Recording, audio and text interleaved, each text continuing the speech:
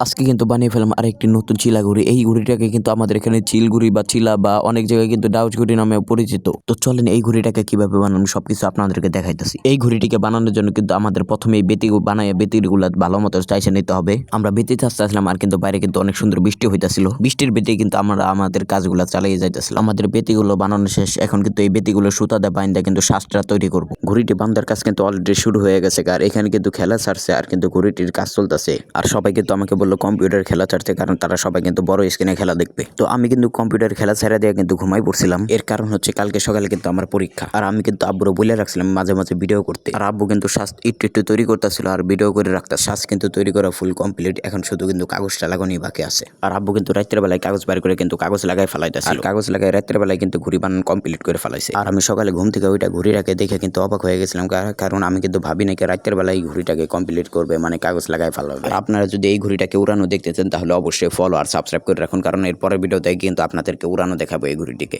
ধন্যবাদ।